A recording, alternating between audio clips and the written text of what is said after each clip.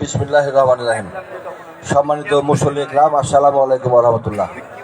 আমরা সিয়াম সাধনের মাস, এই পবিত্র মাহে রমজান মাসে আমরা আজকে ইফতার এবং দোয়া মাহফিলের এই মোহনপুর উপজেলার মৌগাছি ইউনিয়নের বিএনপি এবং অঙ্গ সহযোগী সংগঠনের আয়োজনে আমরা ইফতার এবং দোয়া মাহফিলে দোয়া করব আমাদের সবার, অর্থাৎ তৃতীয় বিশ্বের উন্নয়নশীল দেশের একমাত্র নেত্রী, মাদার অফ ডেমোক্রেসি, যিনি তার জীবন দশায় সর্বোচ্চ ত্যাগ করে এখন পর্যন্ত জীবন মৃত্যুর সান্নিধ্যে দাঁড়িয়ে দেশের জন্য, দেশের মানুষের জন্য লড়াই সংগ্রাম করছেন। সে আমাদের প্রিয় নেত্রী, দেশনেত্রী বেগম খালেদা জিয়ার জন্য আমরা দোয়া করব। আমাদের নেতা ভারপ্রাপ্ত চেয়ারম্যান মহোদয় অনেক দূরে আছেন, যত দ্রুত সম্ভব আমরা যেন তাকে স্বদেশে, তার দেশে নিয়ে আসতে পারি, সেই জন্য দোয়া করব। আমরা দোয়া করব ইতিহাসের রাখাল রাজা শহীদ রাষ্ট্রপতি জিয়াউর রহমান, মহান স্বাধীনতার ঘোষক এবং তার কনিষ্ঠ সন্তান আরাফাতুর রহমান কোকো সহ 1971 সালে মহান স্বাধীনতা যুদ্ধে যারা শহীদ হয়েছিল, পরবর্তীতে চলমান গণতান্ত্রিক সকল আন্দোলনে যে সমস্ত আমাদের গুণীজনদেরকে এবং আমাদের সহকর্মীদেরকে হারিয়েছে, তাদের জন্য সর্বশেষ এই আগস্ট বিপ্লবে শিশু, কিশোর, যুবক, ছাত্র, আবাল, বৃদ্ধ, বনিতা প্রায় 36 দিনের আন্দোলনে যে 2000-এর অধিক শহীদ হয়েছে, তাদের জন্য আমরা দোয়া করব। আমরা যারা এখানে হাজির আছি, আমাদের মা বাবা, আত্মীয় স্বজন যারা ইহকাল ছেড়ে চলে গেছে পরপারে, তাদের জন্য দোয়া করব। সারা বিশ্ববাসীর জন্য দোয়া করব, মুসলিম উম্মার জন্য দোয়া করব এবং সর্বোপরি মহান রাব্বুল পাক আলামিন যেন আমাদেরকে সিরাতাল মুস্তাকিম, অর্থাৎ সোজা পথ দেখান। আমরা যেন সহি সালামতে এই ফ্যাসিস্ট সরকারের পতনের পরে যে সমস্ত ষড়যন্ত্র হচ্ছে, সেই ষড়যন্ত্রকে মোকাবিলা করতে পারি, সেই জন্য আমরা দোয়া করব।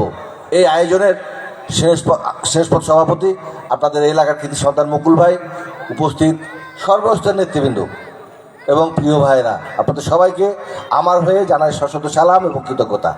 এই কারণে কৃতজ্ঞতা জানাই যে আপনারা আমাকে দয়া করে প্রধান অতিথির আসন অলঙ্কৃত করেছেন, এই জন্য আপনাদের প্রতি কৃতজ্ঞতা। সংগ্রামী ভাইরা, আজকে বাংলাদেশের রাজনীতি অত্যন্ত ঘনঘটা। এই 5 আগস্টে ওই ফ্যাসিস্ট সরকারের পতন হয়েছে, পলায়ন করেছে, কিন্তু তার প্রেতাত্মারা এখনো সমাজের রন্ধ্রে রন্ধ্রে মিশে আছে, প্রশাসনের বিভিন্ন দায়িত্বে নিয়োজিত আছে এবং তারা দেশ নিয়ে এখনো ষড়যন্ত্র করছে। সেই ষড়যন্ত্র মোকাবেলা করতে হবে। এখন নতুন করে আবার যারা বিএনপির ছত্রছায়া থেকে খালেদা জিয়ার আঁচলের তলে আশ্রয় নিয়ে বাংলাদেশের মাটিতে যাদের নাম নিশানা মিশে যাওয়ার মতো হয়েছিল, তারা এখন আবার নতুনভাবে অনেক কথা বলে। কি বলে? সংস্কার করতে হবে। আরে সংস্কার হচ্ছে চলমান প্রক্রিয়া এবং সংস্কার অব্যাহত আছে। সংস্কারের প্রথম প্রস্তাব দিয়েছেন আমাদের নেতা দেশনেত্রী বেগম খালেদা জিয়া এবং শহীদ রাষ্ট্রপতি জিয়াউর রহমান, যোগ্য উত্তরসূরি পার্টির ভারপ্রাপ্ত চেয়ারম্যান জনাব তারেক রহমান। তিনি একা সংস্কার দেন নাই। দেশনেত্রী বেগম খালেদা জিয়া 2016 সালে ভিশন 2030 দিয়েছিলেন দেশের মানুষের জন্য। আমাদের ভারপ্রাপ্ত চেয়ারম্যান জনাব তারেক রহমান 2022 সালে 27 দফার সংস্কার 27 দফা দিয়েছিল দেশের মানুষের জন্য এবং সাধারণ জনগণকে বলেছিল যে আপনারা এটার পরিবর্তন সব কিছু করতে পারবেন। এবং সমাজের বিভিন্ন শ্রেণী পেশার মানুষ একত্রিত হয়ে বর্তমানে 31 দফা সংস্কার দিয়েছেন। এখনো বলা আছে যে সংস্কার ধারাবাহিক প্রক্রিয়া, এটারও পরিবর্তন আসতে পারে। সেই সংস্কারের প্রস্তাব বিএনপি দিয়েছে।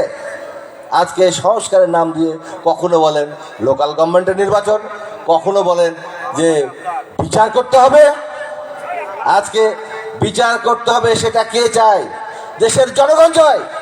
আমাদের দাবি ছিল, দীর্ঘ 17 বছরের দাবি ছিল, এক দফা এক দাবি, ফ্যাসিস্ট সরকারের প্রধান খুনি হাসিনা তুই কখন পালাবি দেখছে। সেই দাবি দেশের মানুষকে ঐক্যবদ্ধ করে সেই দাবি পূরণ করা হয়েছে এবং মানুষের ম্যানিফেস্টোই হচ্ছে যে আগামী দিনে একটা অবাধ জাতীয় সংসদ নির্বাচন এবং জনপ্রতিনিধিদের হাতে দেশের ক্ষমতা দেওয়া। আজকে সেদিকে না গিয়ে উল্টাপাল্টা বক্তব্য দিয়ে বেড়ান।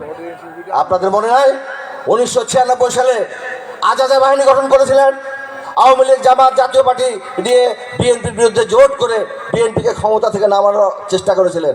তারপরে রেজাল্ট কি? আপনাদের প্রথম সারির সমস্ত নেতারা ফাঁসির কাষ্টে ঝুলেছে। ইতিহাস ভুলে গেছেন?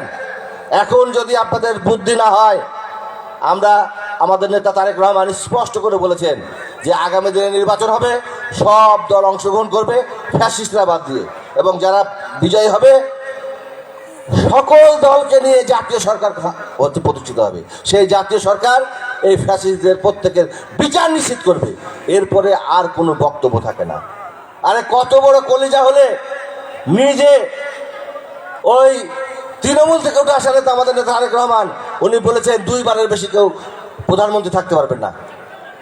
উনি সংস্কারের প্রস্তাব উনি দিয়েছেন, আর আজকে উলটপালট বক্তব্য দেন। যাই হোক, আমি অন্তর্বর্তী সরকারের প্রধান ইউনূস সাহেবকে বলতে চাই যে কথাবার্তা একবারে পরিষ্কার, কথাবার্তা পরিষ্কার।